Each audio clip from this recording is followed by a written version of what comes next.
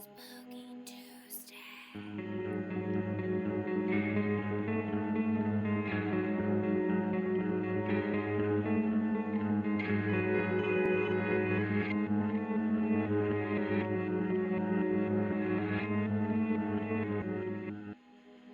How did she die?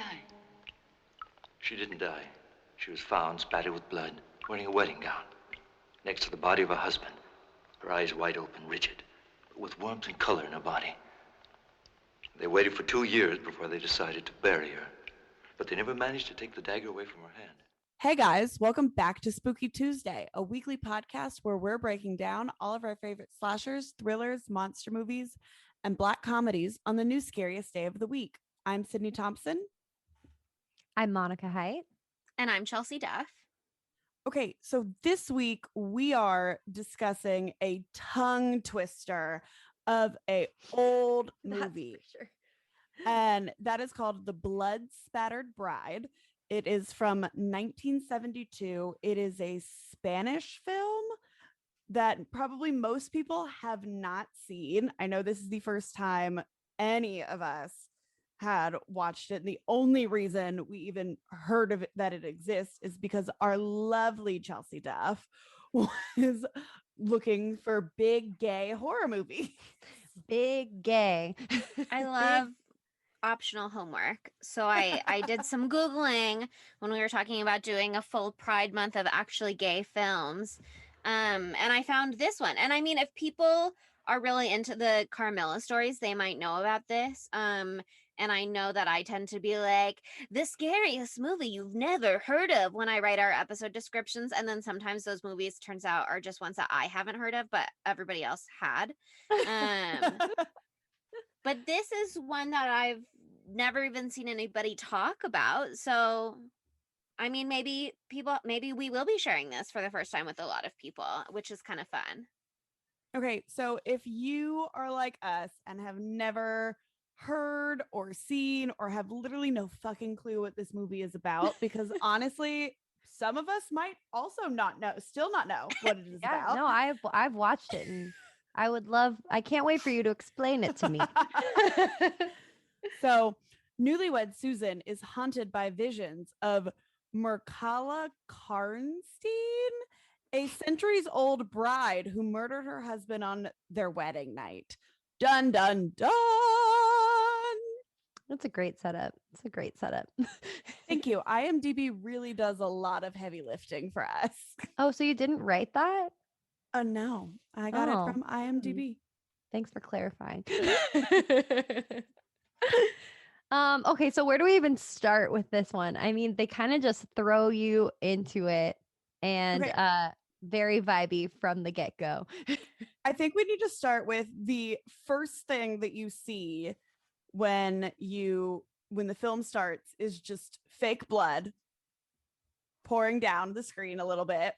And then immediately is your favorite movie, I think, probably, right? There's so much fake blood, and it's like the good, like cheesy, but like still incredibly gory, like 70s fake blood, which is just chef's kiss. Really but nice. They don't do it like they used to. They don't.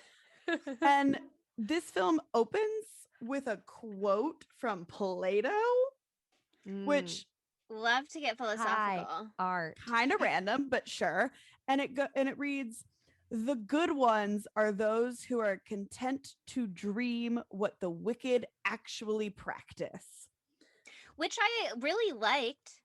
Before I watched this movie, I was like, great opening quote, how fascinating. And then after the movie, I'm a little bit like, fuck off. Can you read the quote again for us that did not grasp it at first? So it reads, "The good ones are those who are content to dream what the wicked actually practice." Basically, it says, as long as you don't actually do the bad things that you think about, you're still a good person. But I would argue within the context of this movie, some people who are possibly being condemned for doing the bad things that they dreamt about should be allowed to do those bad things. This is another good for her movies. Yeah, good for them movie. Yes. Good for them. Good for them. Yeah, okay. So my immediate first thought about this movie was that I wish I could have gotten married in the 70s because that is like such a gorgeous type of wedding dress to have. And they probably had like a small wedding. It wasn't like a big wedding. They probably just like were in like some house and then we're just like, let's skedaddle and head to a hotel because I'm ready for the honeymoon. Picture this. If you guys are on Twitter, and maybe you are, but you don't follow the same people as me, so maybe you haven't seen this. But everyone on Twitter that I've seen recently is obsessed with the concept of the conversation pit, which was a architectural design thing in like the 60s and 70s where there was just in your living room there were like stairs down into a pit where all the couches were and you just sat there in the conversation pit. I A am sunken living room. a Mhm. sunken living room, but also the conversation pit. I'm picturing everyone is in the room surrounding them and they're in the conversation pit. And it's the 70s, like the most 70s, like groovy fucking shit you've ever seen. And that's what I picture for their wedding. Wish we could have seen it with our own eyes. Well, here's the thing about that. The movie never would have been able to show us their wedding with our own eyes because it would have potentially answered a lot of questions that I have about this couple. And also, it possibly would have told us the husband's name, which we literally never learned No, throughout the entire film. he doesn't And deserve to I have didn't one. know Susan is our lovely bride. I didn't know her name for a long time. And then finally he said it at one point, and I was like, oh, it's Susan. And I like went back to my note taking. I got almost to the end of the movie and I was like, okay, I still don't know the guy's name. I'm just going to look it up at this point because if I keep calling him the man, there are now several men in this movie. It's not going to be clear who I'm talking about. I went to IMDb. He's literally just credited as husband. No name. Yep. No Which name. He doesn't get one. honestly, so feminist. A little bit. I'm on board with that. I'll support that. Also, like spoiler alert, he's a fucking dick. So I don't want to know his fucking name. I hate him.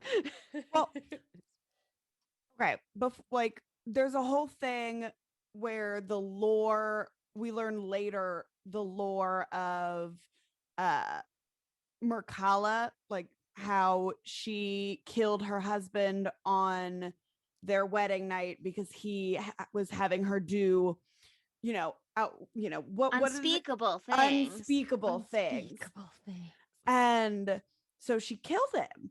And I think we can kind of see parallels in the husband and Susan, where he, there's all these red flags of him being a sadist and He's a just goddamn freak. not a chill homie.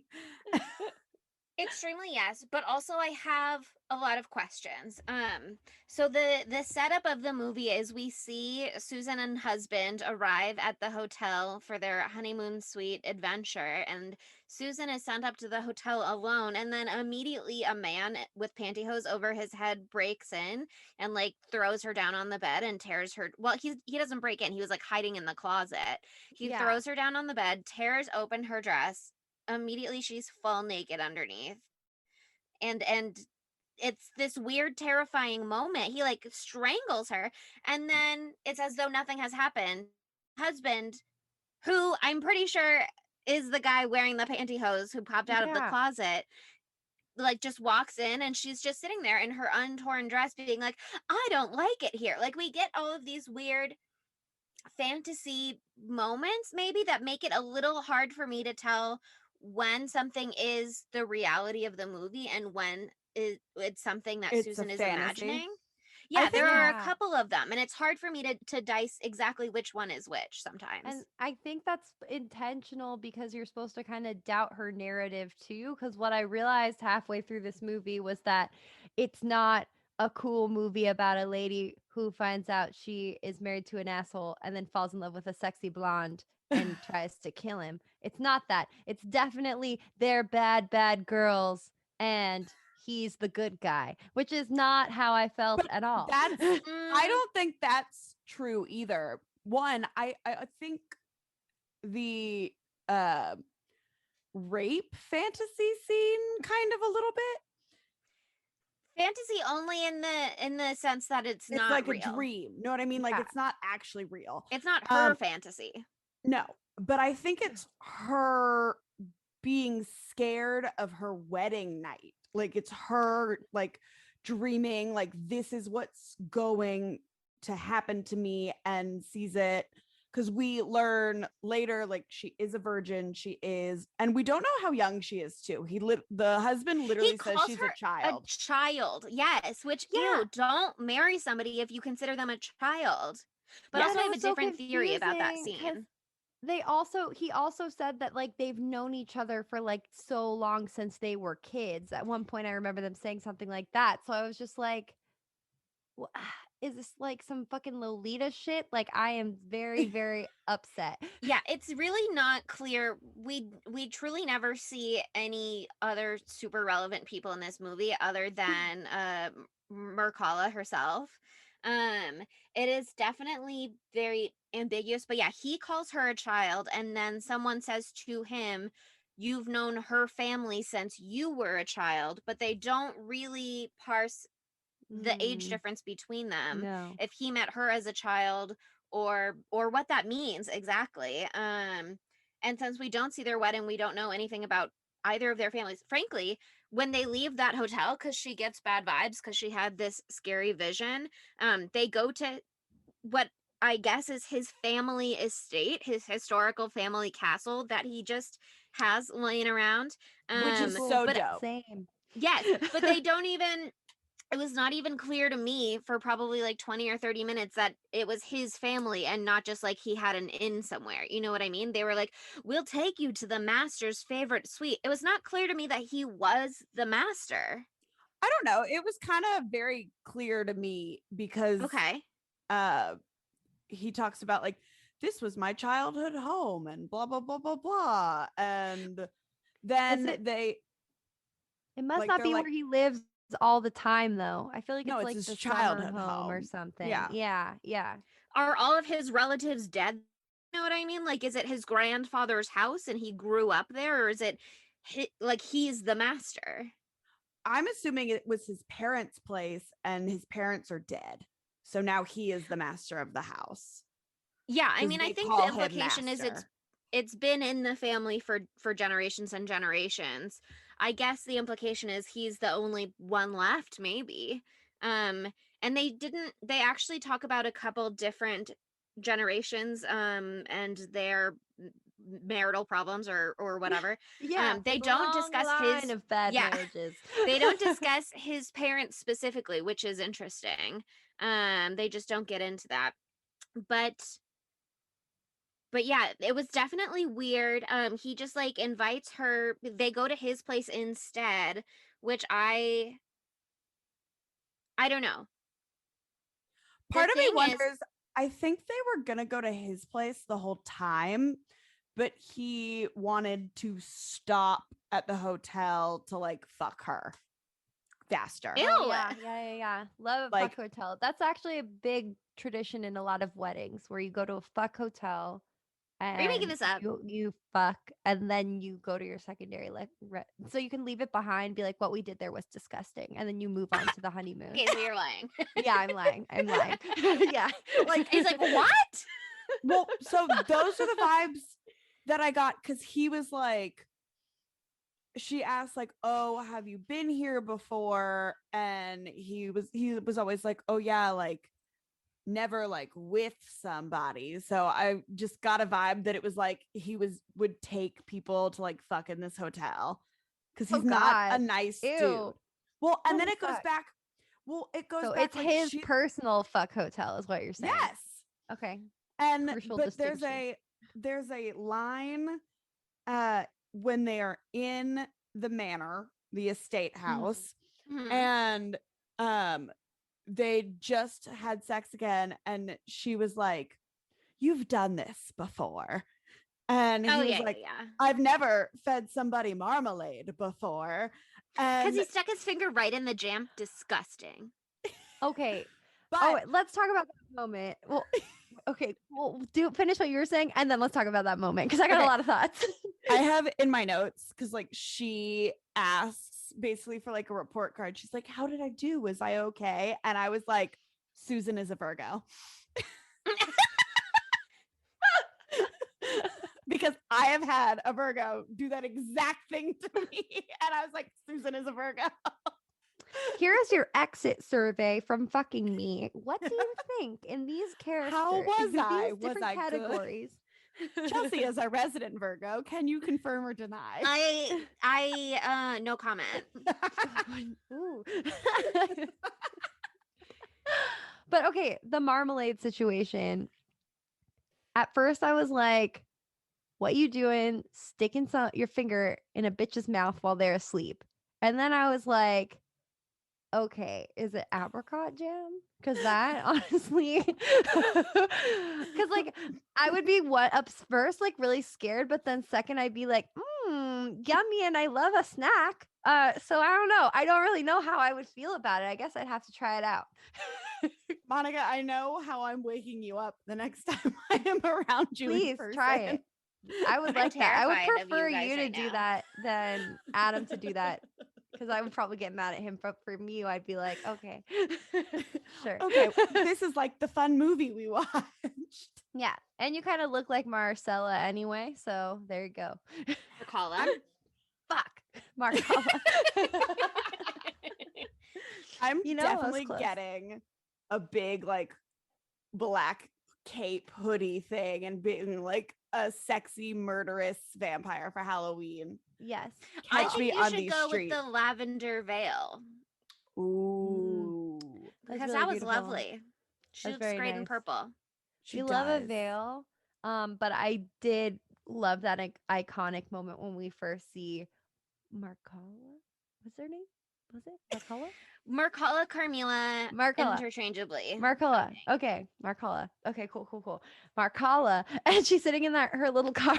And it's like, it's already creepy that she's staring at you. But then she's like, let me pull up my like multi-tiered cape hood over my head. Like very It's perfect. on brand. Very wonderful. Okay, now that you mention that, I'm seizing this opportunity to go back to something that I was sort of hinting at earlier and was maybe going to wait to get into until we had discussed the lore of it all a little more possibly, but now that we're here talking about her and her black cape, so Merkala Karstein is like, it's not clear to me if she's actually like a great great grandmother of sorts to unnamed husband, or if she is just like the wife of one of his ancestors who murdered his ancestor. So it could have been like a second wife or something. I mean, who knows? They don't really get into the details. But that's who Merkala Karstein is. And then she kind of pops up throughout the movie. Just in general spooky moments in the car in the beginning with the hood when Susan and her husband have just arrived at their fuck hotel for their Coitus. They're boinking. Yes. Sure, not coital what the word I was boinking. looking for, but I'll take it. For their pit stop is what I was looking for. So Their slightly fuck different stop. vibes than you Their guys. fuck Sure. stop. All right. Anyway, so she shows up there, and then also there's a moment where she's like spotted in the woods, and like she's in general around the castle. Eventually, Susan and her dialogue, and she reveals that her name is Carmilla, but she's appearing to Susan in dreams, as well as Susan is just like catching glimpses of her, and then she becomes a woman that definitely exists in reality and is seen by other people at one point in the film. But with the fantasy illusion vision, whatever you want to call it, scene at the hotel where the pantyhose face man jumps out of the closet, I almost wonder if that was Merkala's doing. Like Merkala Carmilla sent that vision to her when they like locked eyes outside. She like got eyes on her outside of the hotel. She sent her this vision to sort of like start to plant the seed of your husband is scary and bad. Obviously your husband is scary and bad anyway, because she has this terrifying vision of the pantyhose man ripping her dress open and strangling her unconscious. Yeah. And then when they actually get to his fancy castle manor and they're about to do it for the first time, that handmaiden, whoever that lady is, the maid, is like, do you need help undressing? It's really bad luck to tear your wedding dress. I'll help you. And Susan is like, it's fine. I got it. And then the husband comes in and immediately rips it again. And I was just like, sir, you heard that she just said that it was unlucky. This is her wedding dress. You're being a dick. Susan looks terrified. And he just does all sorts of bad behavior like that throughout the film. I so was obviously irate when he ripped that dress. Yes, that wedding there's dress so was many things where he's like, so stop pretty. doing this, sir. That's just How like that's dare how you? That's also how I feel with that trend. Sorry if y'all have done this, not you guys, but I mean the listeners. Where you like burn your dress or like run into the sea after your wedding or something. I'm like, no, you keep that in a box and you stare at it every day for the rest of your life. How dare you? I like when people destroy it, maybe like for a divorce party. Oh but yes. I feel like if you're still thriving in your marriage, I mean, it's your wedding dress. Do what you want with it. It's your prerogative. But certainly don't let your groom rip it off of you. Yeah. I mean, not that Susan let him do this. He just did this because he is a monster. An absolute monster. My friend actually has something really fun she did with her dress where she like took it to some person who does this, which good for them. And they kind of like display it in a box, but it sort of looks like there's like half of a body in it. Ooh. And it's very alarming. It's very spooky, very on brand for the pod. I'll have to get a photo of it from her. Okay, because I am interested. it's creepy as fuck. But yeah, that's my theory. I think maybe Carmilla Mercala was planting the dreams earlier on even than we realize. I think maybe she sent that vision. But also maybe Susan is somebody who like has visions. We literally know nothing about her other than her husband calls her a child and then he immediately calls the doctor and is like, but don't call another doctor. But we also know that she is an incredible artist as well. So that's true. Is really good at that. Really good. Like she draws, I'm gonna call her Carmilla because it's easier to remember. She draws her in her, she's like, this is the woman I am seeing in my dreams. And she draws this like beautiful, hot, almost like scarily accurate picture of what she looks like. And she also draws sweet but also very weird baby Carol, who Carol. There's something wrong. She with also Carol. does Carol. Well, she's all I mean, we find out what. secluded from her peers, and her only friends are carrier pigeons. She is doing her best. Also, she apparently goes to vampire school, so I mean, you know, she's getting an interesting education. Well, she only the vampire teacher only shows up the day after the husband and Susan, because remember her teacher was like killed in a car accident and then they got a brand new one. Yeah, and that when I don't remember that, but that is fascinating. Oh yeah, because the vibes were super weird when Carol's mom told them about that. They're like, yeah, Carol's teacher died in a car crash. And then like Carol like looked kind of weird about it. And I was like, did Carol cause this car crash? Did Carol murder her teacher? Yeah, she just seemed like either too disaffected by it or like a little sinister. But honestly, she had resting sinister face. So listen, there was something wrong with Carol. In my notes, I was just like, I am alarmed by Carol. Yeah, she immediately shows up and they're like, oh, who are you? How old are you? And she's like, I'm 14. And then her mom is like, no, she's 12. She's a liar. So off the bat, Carol presents herself as somebody not to be trusted.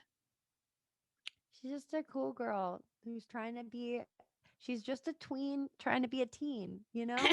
And can we blame her? Who hangs out with pigeons. Little freak. It's fine. We love her. And she's like real nosy too, because there's a scene where she's just like cleaning all the pigeons and Susan and husband are like fucking right outside and Carol's like, I'm gonna go see what this is, y'all. Like she leaves pretty quick though. She's like, "Oh, what's that sound? It sounds like they're fucking. Oh, they are fucking. They don't show her Bye." leaving. It changes scenes. Oh God, Jesus Christ! All right, Carol. You're thinking of the other scene where something in it's this scene. So there is another scene where Susan is in the woods, and I don't know what she's looking for. Maybe she is looking for Carmilla. She's looking for something, and the husband comes up and like grabs her by her hair because he's standing above Gross, her. disgusting, my enemy. And he just I've never like been so mad. and as somebody who likes their hair being pulled, that would be a line for me. He's literally on a giant boulder, pulling Like- her fully off the ground by her hair. And then he drops her and he comes around and he keeps pushing her down. Like he will not let her He's like pushing get her back in the up on her face. feet. Yeah, he's like pushing her and pushing her, pushing her. And then he finally tries to get her to suck his dick. And she's like, bleh, bleh, no. And runs the And fuck away. she runs away. She goes into the bathtub. Like he shows up there. She's like, leave me alone. And that's when everything really switches. Yes, for frankly, dear that's the Susan. moment. Before we started recording, I was looking at my notes because I watched half of this movie a few days ago and half of this movie earlier today, just to refresh my memory. But I was like, wait, what is this note? Like, what does this mean? And I went back and I watched that moment again because what I had written in my notes was there's not room in this tub for two. Wait, but it's not her husband. What is going on? And I was like, what is going on? So I went back and I looked at it. After the woods, she's in the bath. We just see a pair of men's hairy legs getting in the tub with her and are like left to assume it's her husband and that it's real, I guess. But then it cuts to her husband like in the hallway looking around, and then she's fully clothed in another room and like runs from one room to another. Like there are all of these moments where they're presenting something really weird and strange and then being like, but was that real, or what happened after that? Like they're not giving you all the information, which very much lends itself to Susan's perspective of experiencing these dreams and not knowing what's real and what's not, and the audience not necessarily knowing what's real and what's not, because her husband is being like, that's just a dream. I've brought a doctor here. He says it's just a dream.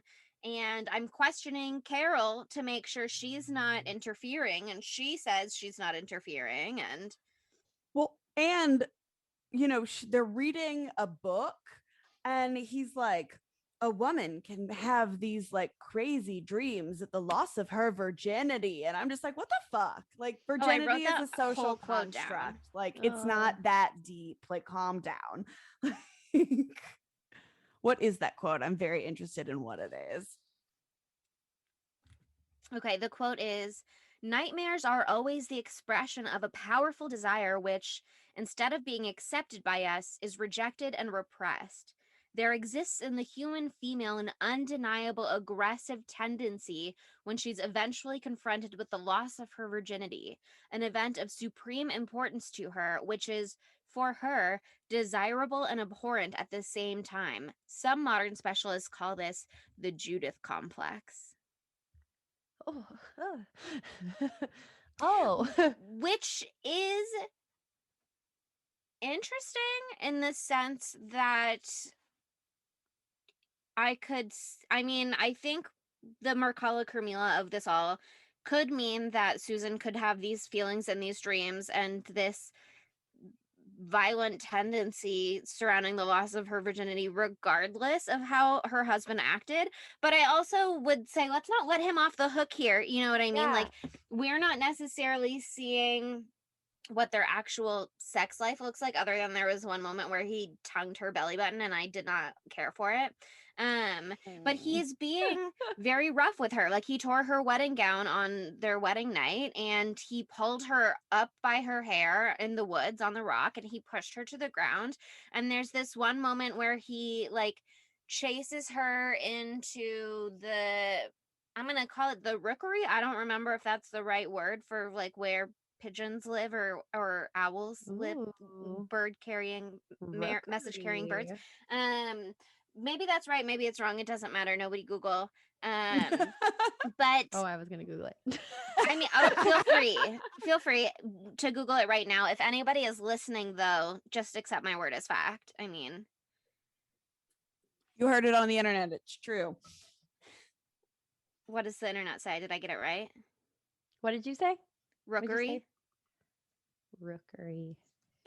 And also, my Monica's Googling that. There is a scene that doesn't involve Susan, but I think goes to the character of husband, where there is a fox that is trapped in like an animal trap, and he just like straight up just like gets this fox. I mean, like unnecessarily violently ends this poor sweet baby fox's life. And on my rewatch, I was like, oh. Yeah, so it's so weird because he's like coded as this super bad guy at the beginning, but then towards the end, like it seems like they're like extra villainizing the women, and then he's like saving the day at the end. But then at the end, it's not like that. So it's very confusing. I can't tell what the movie wants me to feel. But a rookery is a breeding colony of rooks, typically seen as a collection of nests high in a clump of trees. So What are Feels like rooks, maybe I though? didn't quite get it, but I also maybe got a very closely associated bird word, which It's I bird. feel deserves I'm acknowledgement. excited. I hadn't We heard will of it have before, and I'm to, glad I know about it now. We will consult our Ask the bird personal bird air / knower of all bird facts, our friend Cooper. Yeah. We will talk to Cooper. He'll and tell he us will let us what know. where birds live is called inside of a home. Anyway, But in the bird room. Oh yeah. Is it an aviary? Aviary Don't is say like smart things when I just got things wrong.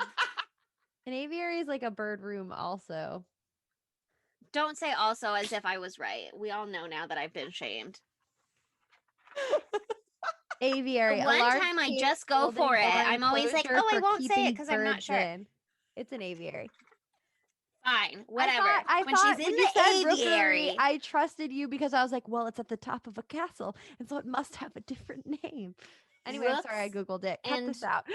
that's probably where the birds are nesting inside of the castle and making more birds. So, whatever.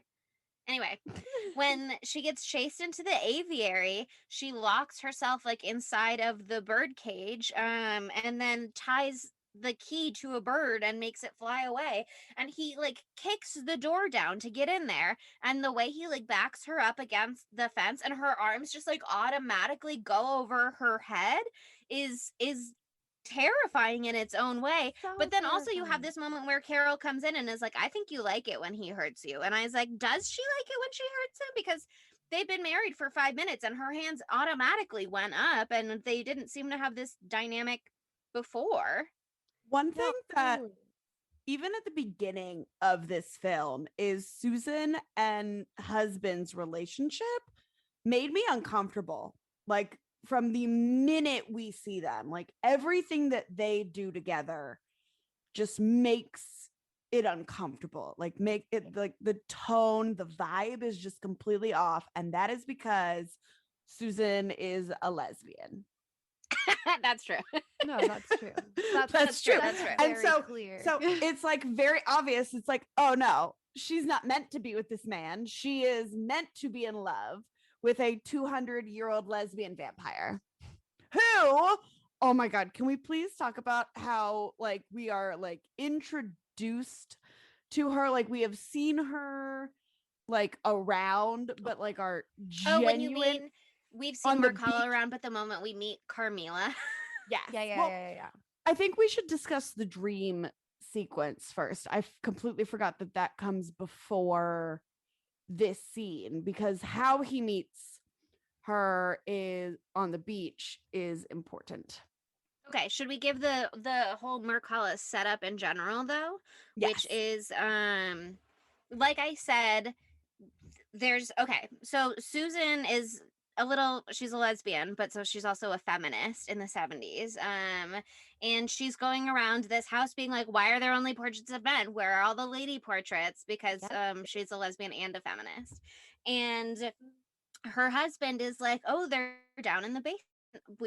Somebody moved them down there when I was younger. I don't know. It's not my call. I'm not a misogynist. They're just down there. I'm just Even though apparently related this to like a whole lineage of misogynists, apparently. So that's supposed to make her feel better.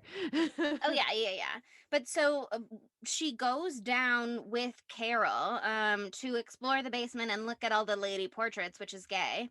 And then they discover this one portrait where the face has been cut out, and it looks like one of those like things at an amusement park or wherever where you stick your face in and you take your picture, and Carol has like stuck her face in there to be like, haha, it's me. But it's this woman, Mercala Karstein, from the 1700s, who there's no death date on her photo. There's no face in the portrait, but she is wearing like this lovely purple gown, and she does wear 4 rings like infinity stones on her hands, but all facing inwards. I can't believe that the Marvel Cinematic Universe plagiarized the Blood Spattered Bride. I mean, Thanos is a lesbian confirmed. Yeah. I think that's really the important takeaway. Thanos is a lesbian, and maybe he was right to snap his fingers or whatever. Oh my God. I'm here for it. Chelsea is pro culling.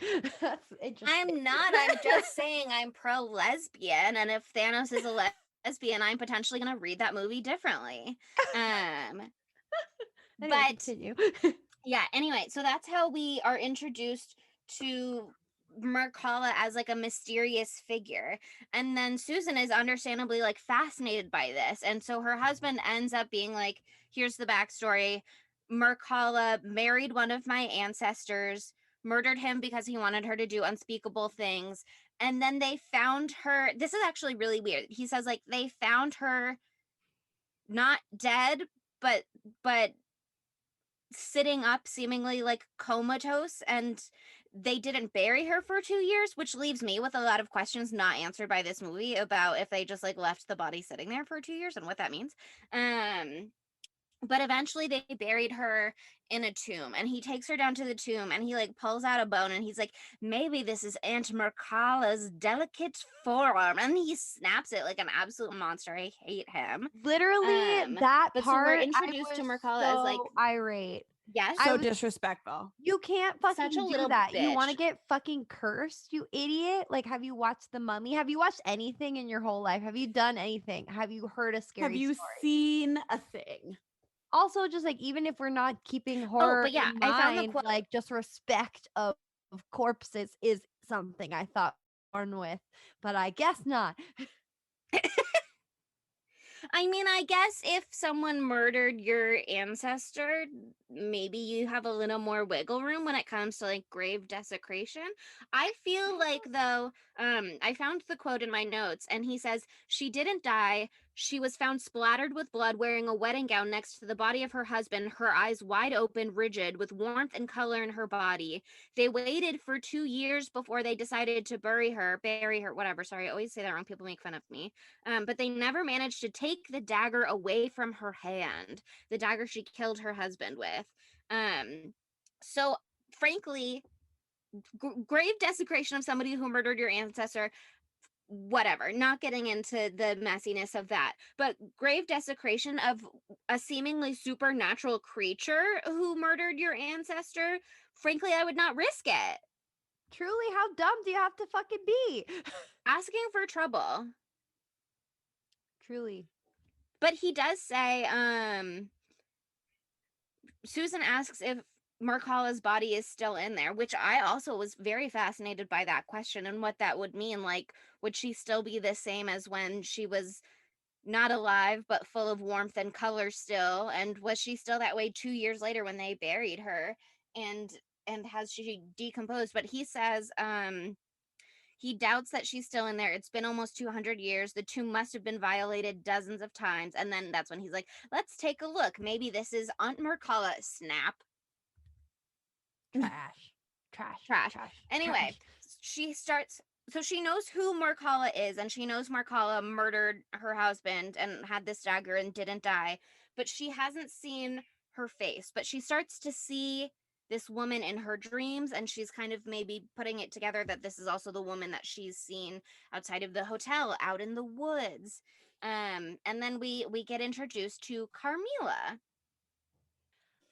This scene was extra special for me personally because I paused it on the big titty reveal right as all of my roommates came home, and it was like a really exciting conversation point. But have you ever been taking a stroll on the beach and all of a sudden you see a human hand sticking out, and not only a human hand sticking out but also a snorkel sticking out of the sand? Because I was like, first I was like what the fuck's gonna happen right now? There's like a corpse on the beach. Like, did he kill someone? Basically, he went down to this beach to bury the knife. The knife. Yeah, the dagger has popped up. It is from the story. Susan saw it in her dreams, and then it kept like popping up essentially. And her husband kept trying to hide it from her because she was having these gory visions of like murdering him with it and also castrating him. And there was one moment where she and this mysterious woman from her dreams in purple helped her castrate this man, and the subtitles were like gurgling sounds or like squishy sounds or something like that, and I thought there's blood beautiful. everywhere. This scene, this was made for you, Sydney. I Did watched it that for and I me. was like, this is Sydney. Like, is that Sydney in it? Like, this is Sydney. This scene, wow. Like, I was feeling things. I wanted to be a part of it. I was like, yeah, let's stab a mysterious dagger into the heart of this husband. Blood explosion. Oh, and Beautiful. also reading the subtitles were hilarious too. You love a good gurgle gurgle. There has to be a gurgle if there's that much blood. It's just how it works. But yeah, I mean, in my notes, I was just like stabbing a man together with Markalla's arms around her, gay. Markalla's posture, gay. She's gonna stab him in the dick, and then I said, "Oh, they're doing it together, cute." And then it was the squishing sounds, and then she like woke up, and I was like, "Okay, well, I guess we'll just have to do this all over again later." But so she's had these like premonitions, visions about this dagger. This dagger is like very much a plot point. And so he's going down to bury it on the beach when he sees the hand and the snorkel. Yeah, and also let me just say that he did a shit job of burying it. He buried He's it really like terrible at he hiding did a it. terrible job. It was literally like half of a foot down in the sand, and I was like, "Do you know about how sand moves all the time because of the ocean? Like that's going to be exposed in about 2 hours when it's high tide." But anyway, so he sees the dead hand or so he thinks, this hand sticking out of the ground, and he goes to start pulling the sand away, and which is brave to just go to unbury this body. And I don't know, does he get to the face first? Maybe, but the most important thing is that he unearths the goodies right away, and there's just two giant tits sticking out of the sand and like two eyes through a freaking snorkel face mask staring at you, and that's how you meet our girl Carmilla. And isn't she just a wonderful woman? Like, just, and her whole fucking story is fucking bizarre because like, how would she be crashed on the beach and like perfectly buried in the sand where the snorkel is sticking out? And so she's just like, I was scuba diving by myself and I got lost and buried in the sand with just the snorkel sticking out. Like, I was scuba diving naked. Like, sweetheart, you were snorkeling. One, get it right. Like, but like this was really big for me because one of my biggest dreams is to get scuba certified, and I was like, oh my god, Carmilla is out there doing it. I too can do it. So thank you, Carmilla. You've reinvigorated my soul. This was also, while it was very weirdly sexy, it was also one of my biggest nightmares because I, as a small child, got buried in the sand. And let me tell you, it hurt in areas that I was like unsuspecting of at like age 7 that it should be able to do that. And so now I am just like, could you imagine being a lady buried in sand in only Naked, a no bathing snorkel. suit. Kid, her Nothing. poor bits. It's bad enough when you get trampled by a wave and your whole bathing suit lining gets filled with sand. Like, this is much more invasive. And like, how long was she there? How long had she been buried in the sand? I have questions. I also have questions that mainly revolve around, we know, having finished the movie, and also we know, having watched the beginning of the movie, that Carmilla has the same face as this mysterious woman we've been seeing. And quickly Susan puts together that Carmilla and Mercala are one. After Carmilla introduces herself over dinner and is like, I live alone. I don't remember where I live, but I do know my name is Carmilla. She puts it together. We know that she's like this supernatural being. Obviously she buried herself on purpose. What was her strategy? Like, why do that? How My else were they only gonna thought, let her into the house unless she was a damsel in distress? That's the only yeah, thing that would have invigorated freaking husband. that's also my guess, but also I feel that there are perhaps other ways to do that than to bury yourself naked in the sand with a snorkel. I could definitely agree with you there. Like, she wouldn't have to be buried at all. She could have just been like on the side of the road near his car or something like that, completely unburied, entirely unburied, no snorkel involved. But the mystery of her being from the sea, very alluring. She has to keep it sexy, and I appreciate that. She's not just a vampire, she is also a mermaid. I think that what happened here was like the director or writer or whoever it was like, I had this crazy dream last night where I was digging in the sand and I just found a pair of titties. Can we incorporate that into the film at Honestly, all? they did a good job. They did No, a they good did a job. great job. Cinematically beautiful. Also, like, even though this movie has a lot of weird things going on with it, I have to say that I really appreciated it because there's a lot of great bush representation, and it's just something that I love to see in a film. Also, this is like maybe low-key a softcore porn, so that was fun too. Listen, the 70s bush in this film is, I'm jealous. It was gorgeous. It was really Mine stunning, cannot do and it's that. full frontal, and it was immediate. So and Oh yeah, many first times 3 minutes throughout. of the film they got it out. Okay. I was also, watching the movie and I screamed up to Adam. I was like, "There's bush in minute 2." did y'all notice this? Like, at the very first bush scene, Uh-huh. Of course, I remember. the it's the same from bush 1 to bush 2, right? It's a different person because the areolas and nipples are different on both bodies.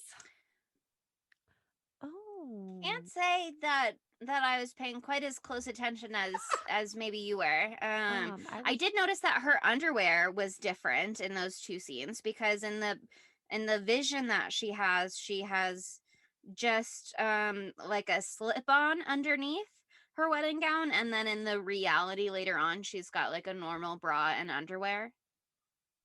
Yeah, the nipples, the areola, the breast shape, all different.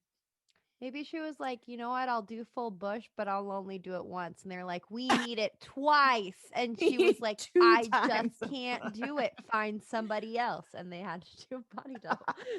Well, because in the first one you don't see a face because her face is covered. And then so I think it's a different person. Sydney, you are watching this with the eyes of a hawk. Huh. I wonder if that was a reshoot. That's actually so curious though. I wonder if that was a reshoot thing, like if they wrote this movie and maybe initially they go right to the castle and then they were like, let's add a spooky scene in earlier on to really set the stage with Mercala Carmilla, and so they have this hotel moment and they have Carmilla outside, but then they were like, okay, get naked, and the actress was like, I filmed all my nude scenes that I was contractually obligated to, so no, I won't. That's really interesting. I would love to know more. Unfortunately, IMDb trivia gives us next to nothing for this Literally movie. no. Certainly nothing Nothing. on in regards to a body double or nude scene details. Nothing specific true about areolas at travesty. all, which frankly they're clearly lacking. Listen, know, the if- people need to know. This is so By sad that people, this I need information me is because I'm apparently the only one who noticed. well, it's just so sad that this information is lost to time. It And is. there's no way to know. We'll have to contact husband, the actor who plays husband, if he's still Dear alive. husband. Mr. Husband. Mr. Husband. Anyway, I mean, I think I would like to talk. Oh, I was gonna say timeout. Where do we want to go from here? But you already started, so go. Anyway, I think I would like to talk more about the Carmilla, Mercala, Susan dynamic. I would like to point out something unbelievably gay, which is when Carmilla shows up naked on the beach and husband brings her back to the castle. Susan lends her some clothes to wear, and Carmilla picks this purple dress. And then literally every time we see Susan for the rest of the movie and she's not in her PJs, she's wearing that same purple dress I where love she's just that. like so clearly obsessed with Carmilla from moment one. I just thought that was iconic. I fucking love that. Also, I just fucking loved that dress too. It was absolutely stunning, and I am scouring Etsy to try to find one for myself. But yeah, I mean, I love that. It's just like she was in this. She smells so nice, and now she's gone. I'll wear it every day. Beautiful, beautiful. What a tribute. Yeah, I mean, frankly, as soon as Carmilla showed up, husband should have just run for his life, frankly, because by that point, Susan is already dreaming of murdering him. She's already dreaming that Marcella is gonna help murder him. And then Carmilla shows up, and Susan is like, Carmilla and Marcella are the same person. Like, look at this picture of the woman that I drew from my dreams, which, by the way, husband knew immediately who that was because he looked at her picture and was like, "Oh, who's this?" And she's like, "Oh, the woman from my dreams or whatever." And he takes her pencil and like draws a mole on Mercala's face, and it's like Susan has only seen Mercala's face in her dreams, and theoretically husband shouldn't have seen Mercala's face at all because it's cut out of the portrait. He knows something is going on, but for whatever reason he decides he's immune. And he just is ready to risk it all, because even that night after she shows up as Carmilla, they're like about to go to bed, and Susan has that realization and is like, she's come to kill you, and then she's like, I don't love you, I hate you, and he just like puts her to bed and then is like, anyway, best of luck to us all, good night. Okay, but one of my favorite scenes with the three of them is it's right before this when she's drawing and they're like talking, and Mr. Husband is just talking, like he is talking to them. Oh my god. And neither of them are paying any fucking attention to him. I mean, like not a single out, like they're so enthralled in each other that they're just like glancing and looking into each other's eyes, and he is like picking up the vibes, like, you know, the fucking vibes. Okay, like he is picking up what they are putting down, and he's like, it's time for bed. I'm like, ah, they are in love, and by in love I mean they want to murder you. Yeah, I mean, frankly, it was that. in any good love story, you know. So Listen, Yes. that's what I'm looking. That's the kind of relationship that I am looking for with my homies. So, like, Adam better watch out, Monica, because he's the only current boyfriend. thanks. And you look like Carmilla, and you're willing to feed me marmalade. Damn. Well, that doesn't really make sense, but either way, I would like you to feed me marmalade. Another Also, iconic though, movie. Whoa, sorry, you go. I was just gonna say about that scene. Not only do they completely ignore him when he's trying to talk at them, and they're just like Susan is just sketching Carmilla. They also have this moment where they're like touching their hands. That's very gay. And then husband immediately is like, anyway, it's time for bed. Like, no intimate moments between you two ladies. Like, let's all disperse. He can tell that there's a vibe, and I don't know why he doesn't do anything other than be terrible, which he does continue to do. Mm-hmm. There's another moment, and I'm not exactly sure in the sequence of things when it happens, but I think it's one after Carmilla starts disappearing in the middle of the night, and she like comes back to bed, and husband's like, "Where the fuck were you? What are you doing?" And she just closes her eyes and just Yes. pretends she's asleep. And I was just like adding that to my book, like adding that to my list of things. Absolutely icon shit. Yes, and it's so perfect because even then the next morning he's being like, "Hey, like, what was that about?" And she's like, "Oh, like you said, things look different in the daytime. Everything's normal. Don't worry about it." Even though we now know, are like, okay, Susan and Carmilla in real life have certainly made some kind of blood pact in the woods or whatever. Like, we didn't really see much, but we got enough to know that something was going on.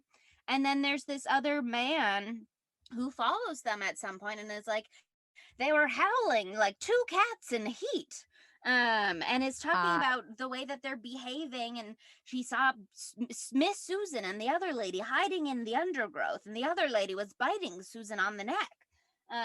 Just absolutely not sweating the signs like at all the whole time. And I think he's a fool. But he does start to catch on, and he like calls the doctor who was treating Susan for her weird virginity loss, revenge, murder fantasies or whatever, her Judith complex. And he starts to be like, okay, I didn't want to tell you this, but it turns out my grandmother also maybe tried to poison my grandfather, and possibly I come from a long line of women trying to murder their husbands. And I found the poison. Here, sniff it. Which, first of all, that is absolutely, don't sniff poison. That feels like a million things could go wrong. Do that. Yeah, keep that out of your system. The poison, and also here's Mercala's cut out face from the portrait that I found. And he has this whole speech that I wrote down, where he says, "It's been difficult for me to make up my mind to tell you this story. In any case, I'm going to do it in the hopes that you'll accept it as rather more than an old wives' tale." And they start talking about, like, is it a coincidence that this has happened at least twice? And the doctor says, sometimes you only need two things to be a coincidence. In your case, no. In your case, it is scientifically impossible for that ever to be a coincidence. Don't buy into this. It could happen 1,000 times and this would not be a coincidence. And it's like, this man sucks.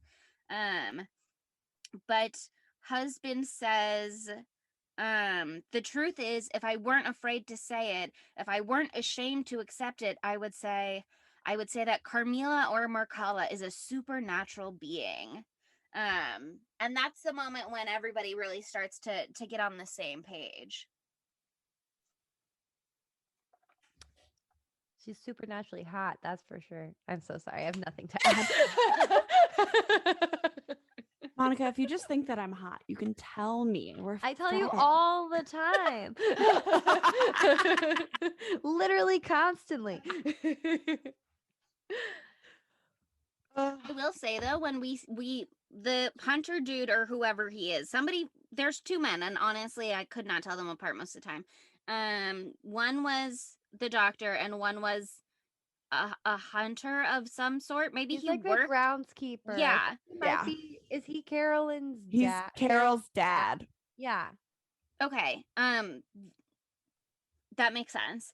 But he's following them, and so we get also this peek into their vampire ritual relationship, in which Carmilla kind of brings it back to the virginity thing, and they really like double down on that theme, because I was like, this is weird virgin talk again. where she said, "Your sanctuary has been ravaged, your tranquility disturbed, your shrine stained, corrupted, grossly invaded by violence. In this desecrated fortress, I search for consolation for my troubled soul. Do not judge me too harshly, for I obey a desperate law that forms both my strength and my weakness. If your heart is wounded, mine bleeds too. Within the rapture of my vast death, I live only through your vibrant life, and you will die gently in order to live through me. I can do no more. As I come searching for you, so in turn, you will search for another to share with you the ecstasy of this cruelty, the only kind of love for you and for me." Which also is very gay. Being like, Honestly, this man has touched you, it is disgusting. But the love that you and I share as ladies, pure, beautiful, untouchable. listen, they are ready to U-Haul it up, baby. Like, They're Oh my ready to God. share a coffin for the rest of eternity, and they do. Literally. as they Yeah. should. Yeah, I Also, mean, I feel though, like thinking about like the time that this was came out, and just how society was, and like they just got like the 50s was only like 20 years before this, and you know how well, just and everything you was. have to think that this is like a Spanish film, and so Spain had like like they were just coming out of like a fascist regime and shit like that. So like this is wild. Yeah, it's I just will like say, there's even more like societal pressure around like chastity and your virginity and all of that. Like, there still is today, but like way more back then. So they made it like all about that. I was like, okay, Carmilla, like let's not bring it back to that. She had some sex with a man. He was terrible.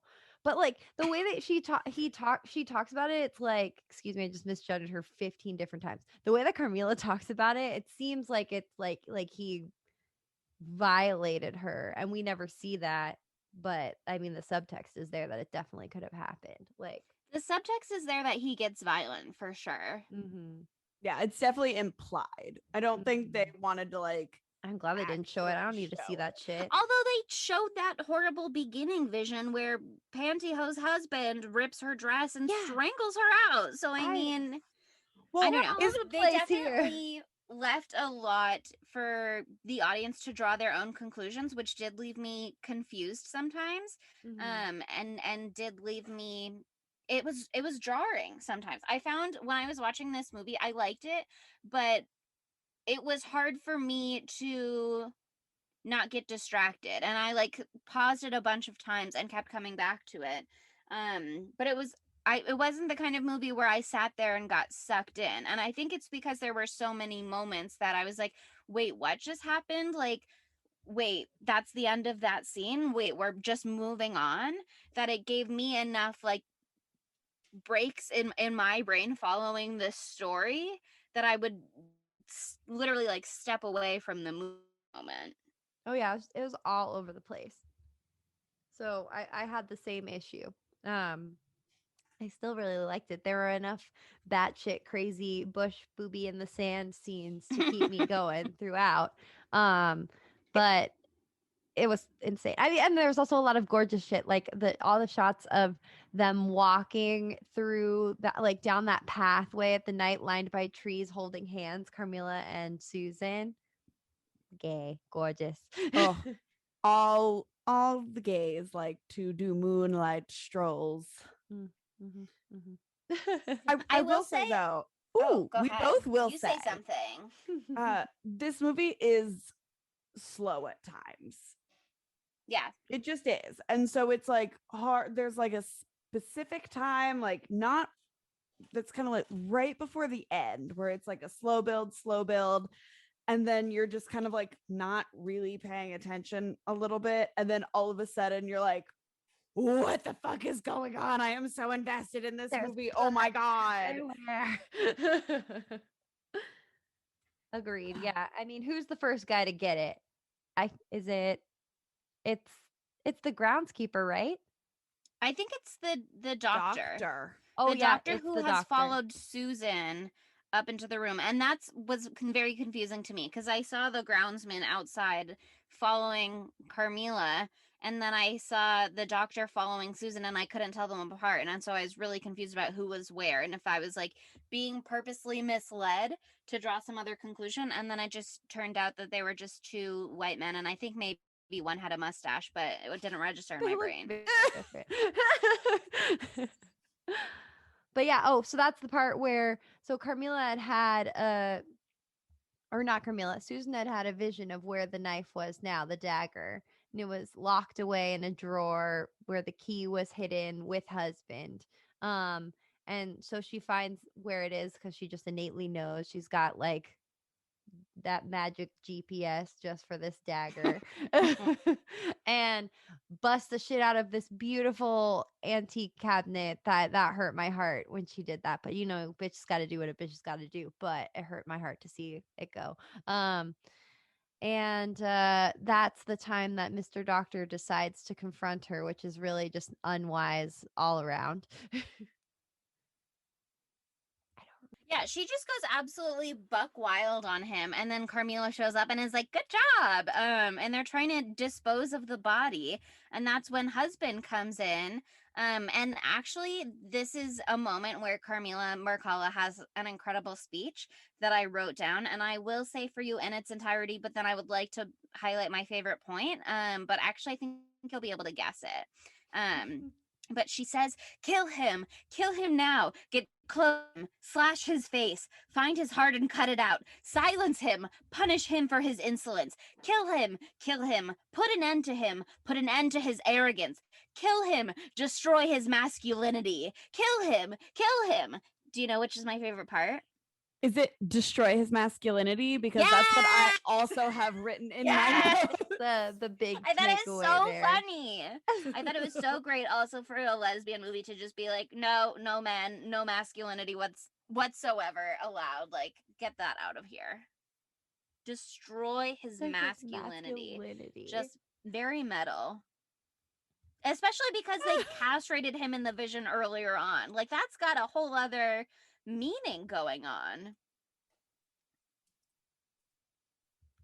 They don't get him, though. He runs away, and then they find the hunter out in the woods after Carmilla steps in that bear trap. And she's like, Susan, run, because she loves Susan. And they Susan are does in run, love. but then she doubles back after the husband thinks he's got Carmilla at the end of his shotgun, and then they kill the not hunter. The husband, the hunter. Sorry, that's what I meant. The hunter, the groundsman. Yes. Carol's daddy. Papa and then Carol. I mean, Carol's got a lot going on. Like I said, she was at vampire school, so I mean, she's been a tiny little baby weirdo this whole time. She was just having a vampire weekend. It's fine. She's just a tiny 12-year-old lesbian on her own, and that's great, and we love that journey for her. Carmilla looks like her mommy, though. Like, that's the thing that's weird. She looks a lot like Carol, so more than the actual mom. So maybe there's more there. But maybe I really deeper. liked. Oh yeah, we'll have to see the sequel. No, God, Jesus Christ. But I really liked how Susan absolutely just slashes the groundsman to death, like death by 1,000 cuts. Like, I'm pretty sure that's what happened to the groundsman. Okay, Taylor Swift, bring it home. Oh, fuck. She's not stabbing him. She's slashing that man. And it's a beautiful sight. And then they shoot him in the dick. They do. Yes. They destroy his masculinity. Yeah, as I wrote, she shot him as Pangus. That's what I wrote. So, right there in it. And that was, for me, I was like, the groundsman, the groundskeeper guy, he didn't do very much. So you really hated him. He didn't do much to you, but still fuck him up. All he did was spy on the lesbians, moaning, and not show us. We had to see him instead of whatever they were doing down there, as Carmilla very gently lapped blood from Susan's neck, or something else is happening. I don't know. I wish I did, but they didn't show me. that are like, just let me see the gay sex. God damn it. You let us see the bush. You let us see all the bad sex. And now we don't get this. But of course. Of course not. It just is not fair and it's not right. But frankly, after they shoot the husband, like or they shoot the hunter, it cuts back to the husband off in the castle or whatever, and he just like freezes as though he knows something has happened. But then when he goes to investigate the tomb, first of all, now there's a whole ass coffin there that was not there before. But they're inside the coffin naked together. And I thought that was just going to be like the ending of the movie. And he's going to be like, oh, well, lost another bride to the vampires. That would have been such a better fucking ending. Oh my God. This ending made me irate. Yeah, like he opens the coffin and he'd seen Carmilla in the coffin earlier. There'd been a moment where he like found her in the coffin after Carol brought flowers. And Carmilla had blood on her teeth, so there's something going on. But the husband was like, not my business. And so I thought we were getting another not my business moment where he was just gonna leave them naked, entwined in the coffin. And I was like, okay, King, like redeem yourself. No, he pulls out a shotgun and he just blasts the coffin off its rocker until there's fake blood pouring out of all the bullet holes. And also, like, Susan and Carmilla looked so beautiful and peaceful, like laying naked in a tomb together, like it was gorgeous. Why don't you just let them have that? Why can't we have nice things?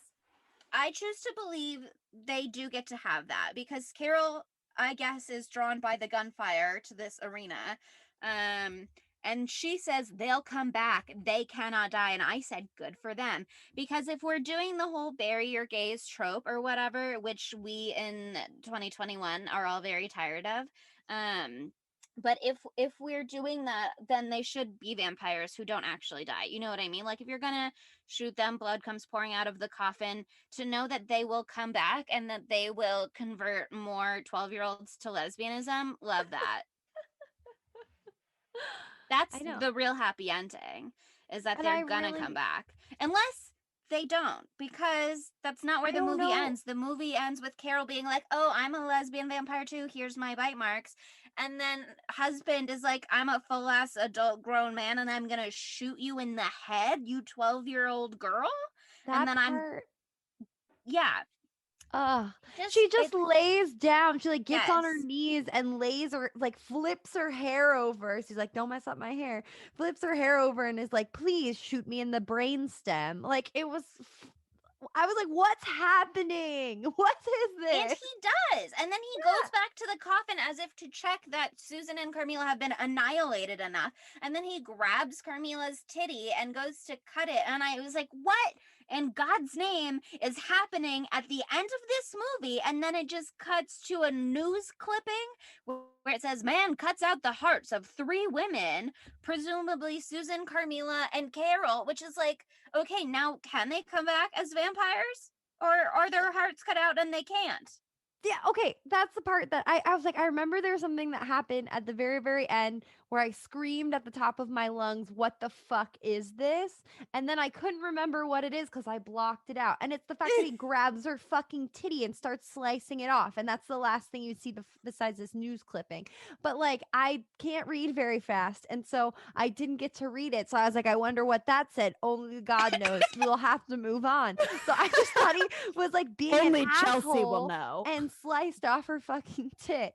So I mean, at least he was trying to get to the heart underneath. That makes a little bit more sense. But either way, this ending, I was so mad. Also, like, I really thought that maybe they'd just like shoot out of the coffin, like shoot up and like murk his ass, do some like crazy vampire shit right then. Because at first blood wasn't coming out of the holes. And I was like, maybe they're fine. Maybe it's a bulletproof coffin. No. No.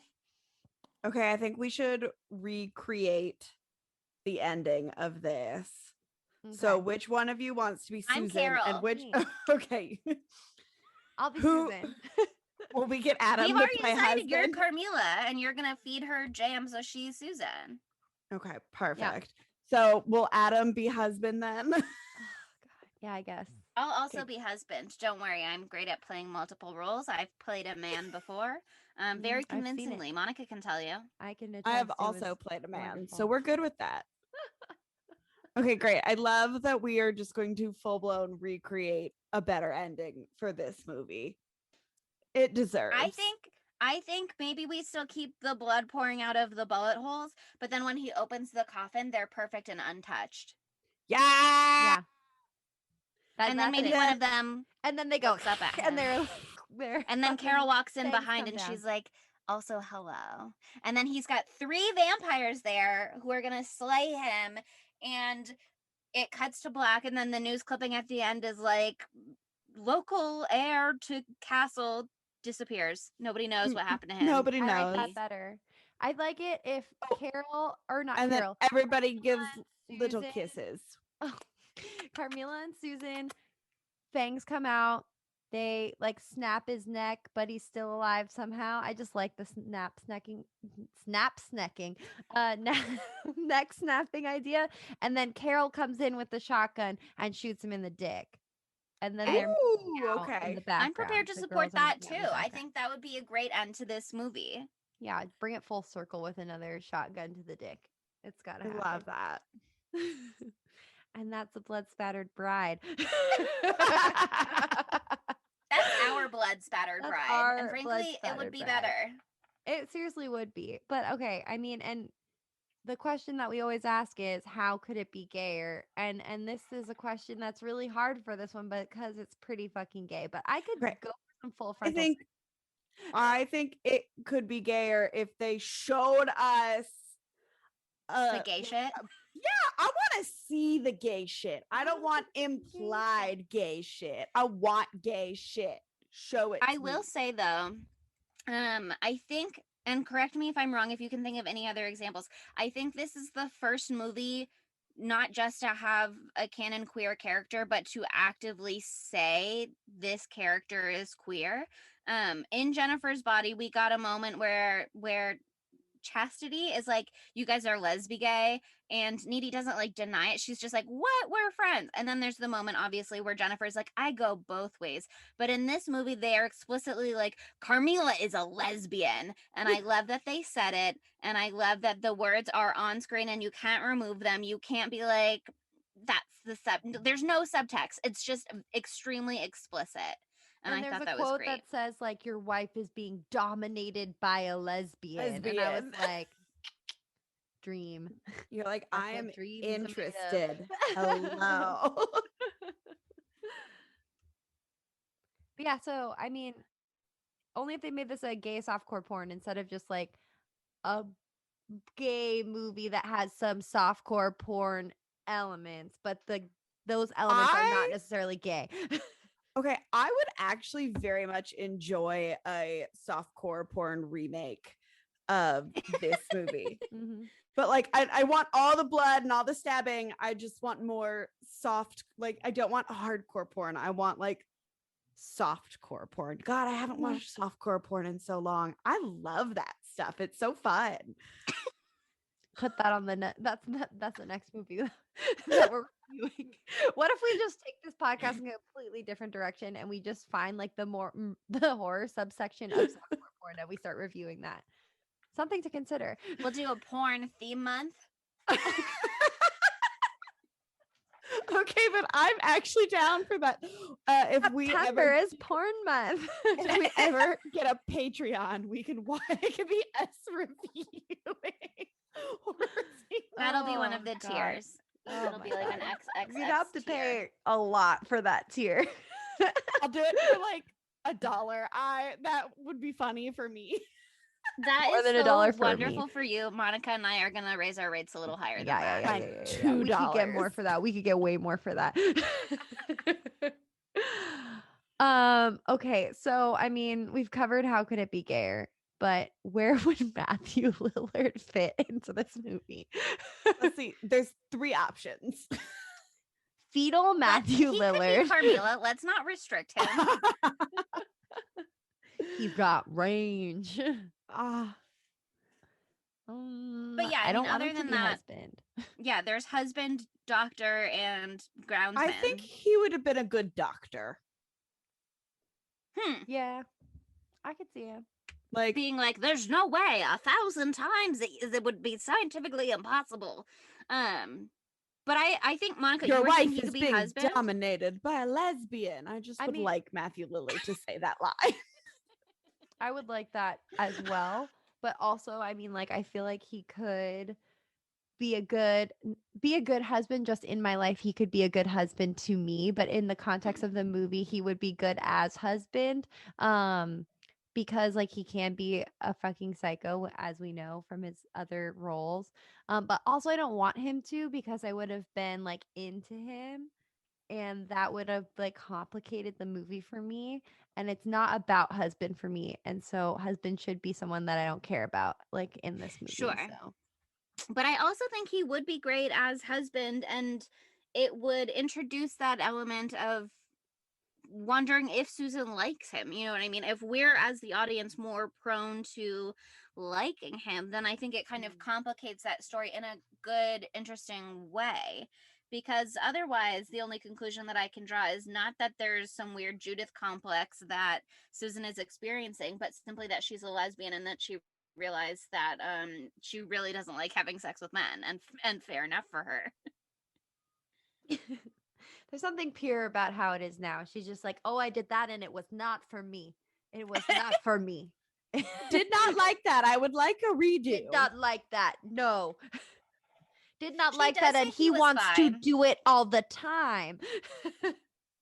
Oh, that's actually, there's a really great line that I just noticed in my notes about that. But I will use it to transition to our next segment, which is who is the dumb bitch of this movie. And I mean, sometimes we do that whole thing. There's one obvious answer, but I mean, obviously it's husband. It's got to be husband. It's husband. Has to be husband. Yeah, Fucking he's such a dick. He husband. closes his eyes to things for so long, and he's also terrible to Susan. But there's also this moment where he's like being a sex pest or whatever. I don't remember exactly the I like that context of it. phrase. But she's in bed and he's like sitting there being like, when are we gonna fuck, essentially? And she says to him, you're like a puppy waiting to be given his food. You can start learning what women are like, all or nothing. And he said, and now it's nothing. And she said, that's right. I fucking loved that quote. Yes, it's so great. But also it really speaks to him constantly like pushing boundaries and being terrible, and her being like, no, I'm a real person. You have to learn what that's actually like and not just use me as like a blow up doll. Yeah. Oh, what? I have to treat you as a human being? That sounds too hard. Dumb bitch. He's the worst. Maybe like my least favorite character of all of the movies that we've seen so far. But that's hard to say for sure because I can't remember. Yeah, I mean, I just think he's terrible and he sucks, and we've gone over that a multitude of ways, and I don't know that we need to spend any more time on it. I think it's very obviously him. I think he's a monster, and I think that whether or not the news clipping implies that he was caught after cutting the hearts out of 3 women, I would like to imagine a worse end for him than simply going to jail. Yeah, I wish he had died. But like way like more gruesomely than any of the other deaths. I wish the Yeah, we ladies came up would with have some killed great him. options. Yeah, I really like that ending we had for him. We'll rewrite it. Yeah, it'll be good. Our ending is amazing. Okay, so our knives out of 5s. What do we think about this movie? And Chelsea, lay the groundwork here because there's some really confusing shit on the internet about how this was rated. Yes, and I explained it to you guys over text, and I will also explain it to anybody who is not familiar with exactly how the Rotten Tomatoes rating system works. But first, I will say this movie got a 6.2 out of 10 on IMDb, and it got 41%, which is rotten from audiences on Rotten Tomatoes. However, from critics, it got 100%, which means frankly, that it is technically higher rated than Citizen Kane, Paddington 2. 2. Both of those movies just had a negative review added to Rotten Tomatoes in the past few months, and they got knocked down. And no negative review from critics for The Blood Spattered Bride. But when it says that there is 100% fresh on Rotten Tomatoes, it doesn't mean that every critic rated this movie 100%. It just means that 100% of the reviews, of which there are 6 for this movie, so not a huge sample size, but all 6 critics whose reviews are cataloged on Rotten Tomatoes said the movie was better than a failing grade, essentially. One of them is like a B-, one of them is like 4 out of 5 stars or something like that. Like, they're not all necessarily rave reviews, but they're all certified fresh reviews. So the movie is 100% fresh from critics. And I agree with them. Like, I'm not giving it a 5 out of 5. But I will give it a 4.5 out of 5. I love this movie. I am kicking myself in the lady balls for never even knowing that this existed. Like, cut off my tit and call me a bad horror fan. Like, Oh my God. I would never. I think it's like a mixture of being like all the blood, the way that it was shot is so beautiful. Like, it is slow. That's why it's not a 5. Like, if the pace like picked up a little bit. But like, this movie is incredibly feminist for the time. The dialogue is like kind of funny. TBH, like, I just had a really great time with this movie. Hell yeah. I mean, this was such a Sydney movie. Oh my God. It was literally, there are parts where I was like, did Sydney direct this? Is Sydney secretly much older than she's told us, and she directed this? Hello, Or I am are an you Carmilla? elder. And Who you've is to say? been alive for 1,000 years and you're a vampire.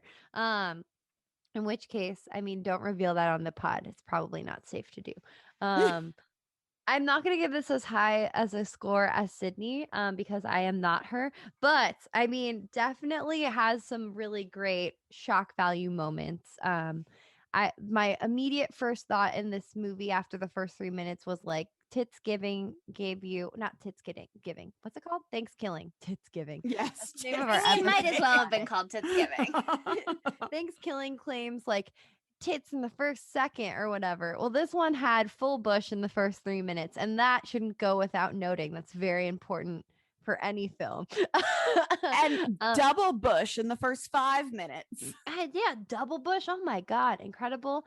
No other time in my life have I seen a sandy tit reveal as stunning as that one. Just amazing. Just a wonderful, imaginative, cinematic moment, I would say. And great fashion, bad pacing, great creepy baby, aka Carol. Hitting a lot of the notes here that are very important for a horror film.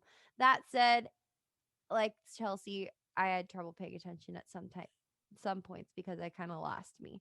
And also I had completely forgotten almost everything that happened in the movie after seeing it 4 days ago. So, I mean, it doesn't really stick with you in the way that I thought it would. But those tits, those are in my brain forever.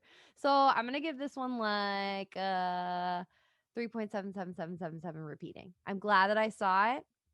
I'm very glad that I saw it. But I don't think I'll ever see it again. Yeah, Okay, I liked that's it. fair. I liked it. I thought it was interesting. I haven't seen too many.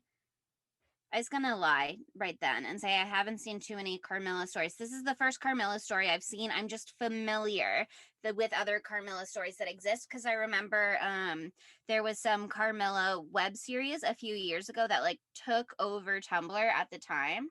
But I actually haven't watched it yet. So this was my first Carmilla story, which is like a traditional lesbian vampire thing. It's like it is a story that was written a long time ago and has been adapted a bunch. I liked a lot of it, but then the end kind of made, I don't know, I didn't jive with the end that much because I felt like, I don't remember if they mentioned the Plato quote again or it came back in some way, which then made me feel like they were condemning Susan and Carmilla Mercala, and that the movie was being like, they're bad. And I want the movie to be like, they're great and we stand them and we love them, because that's how I feel. So in our version of the movie where they live happily ever after in the vampire afterlife or whatever, and in which husband gets got, you know, that would maybe be 5 knives out of 5 for me. But I'm just not sure that this movie is the movie that I'm pretending that it is. And the pacing was weird, but I did still like it. So I mean, it's not going to be as high as either of yours. I think I would give it like 3 knives out of 5s, just because I think instead of leaving me with questions that I am eager to answer myself, it left me with more questions where I felt like the movie needed to provide clarity. But I did like it, and I'm glad that I watched it, and I'm glad that we included it in our Pride lineup. And that's the You can't Blood go wrong with Spattered lesbian Bride. vampires. Honestly, the gift that this movie has given me is the ability to engage further with the lore and make it myself. So this is going to give me a million fan fiction moments, and Fuck I yeah. could rate it higher Oh. for that. But based on the strength of it alone, I wish I loved it more. I love what it gave me more than I love what it is. I'm really excited to engage with other stuff in this like genre or sub story, the Carmilla story. Mhm. Because I didn't know how big it was until you're telling me Oh, about it yeah. now. So I'm just a young babe who's just learning about lesbian vampires, you know, And it's a whole thing, baby. oh yeah. Oh yeah, it's a big thing. After this, I'm continuing my quest to be dominated by a lesbian. So I mean, you could argue Aren't that we Jennifer's all? body is like a Carmilla story in its own way, in a sense. kind of, It's yeah. Even though it's she's a succubus. certainly, yeah. I mean, it's not a Carmilla adaptation, and it's not exactly the same. But I through would line argue is that all of there. the Carmilla stories like laid groundwork for Jennifer's body to exist. I feel that. Yes. I accept that. But yeah, man, we're deep into Pride Month at this point, and the lineup, the hits just keep on coming. So, Sydney, you want to set us up for what's next week? Okay. Next week, we are doing the absolutely unhinged movie from 1999, The Haunting, Oh my starring Catherine Zeta-Jones, Liam Neeson, Luke Wilson, Owen Lily. Wilson. Oh, it's Owen. It's Owen. One of I- the Wilsons. It's It's Owen. the one. It's the one that hit on me in an alley in Brentwood. Fascinating. Wow. Great story. Oh, Tell me can't more wait to later. hear more about that. Yes, and Lily Taylor. What's her name? From The Conjuring? Yeah. Yes, the mom. What's her name? Oh. So Lily Lily- Tomlinson? No, that's someone No, else. No. it's something with the Louis T. Tomlinson is in One Direction. Or was. They never broke up. They're just on hiatus. I'm Googling Um, this because I want to know what her name is. I Lily feel like Taylor. Lily Taylor is right. It is. Yeah, Oh, this movie, and- Virginia Madsen is in it for like a hot second. My wife? From Your wife. Candyman? Yes. uh-huh. Okay, I haven't seen this movie. I'm officially psyched. Oh yeah, Okay. it's a sight to behold. Sydney told me to watch it, and so I watched it about a month and a half ago, And wow, what a wonderful way to spend a Monday night. I cannot wait to watch this again. There's so much to talk about. This movie is a lot, and it is like peak. So it's basically the same story as A Haunting on Hill House, but like different. So like the Okay. whole vibe is like very different, but it all stems back from the book, The Haunting of Hill House. And I will Okay. say that this adaptation of The Haunting of the Hill House is way more like the actual book of The Haunting of the Hill House than the fucking Netflix series, which has absolutely barely anything to do with the book. They just took the name. I was like, you could have just come up with another spooky house That's name. very but you House know of what? Wax. You do what you Yes. want to do. But anyway, if you like what you heard, why not give us a 5-star review on Apple Podcasts? We would just love to hear it from you. And also, shout out to Kayla, who said that our podcast gives her WAP. Love that for us. Love That's that for the you. kind of review I'm looking for. Honestly, thank We you. want to hear Thank all you of your so much. reviews. Thank you so much. And then if you don't already, get on that hot, sexy content that we produce every week by following us at spooky_Tuesday on Twitter, Instagram, and TikTok. And we're also on Tumblr and Facebook with Spooky Tuesday Pod at Spooky Tuesday Pod. So thanks We're for still listening. not on MySpace, unfortunately. Oh, we're So still don't not on look for us there. Yeah. Don't ask Tom. Thanks for listening. Bye, spookies. Spooky Tuesday was created by Monica Height, Sydney Thompson, and Chelsea Duff, and edited by Sydney Thompson. Our gorgeously spooky tunes are all thanks to Tamra Simons, who you can follow on Instagram at Captain Tamra, and our podcast art is by Mary Murphy, who you can find on Instagram at the_moon_OMG. Are you mad? What are you implying, that Susan is a lesbian? No, but she's being dominated by a lesbian.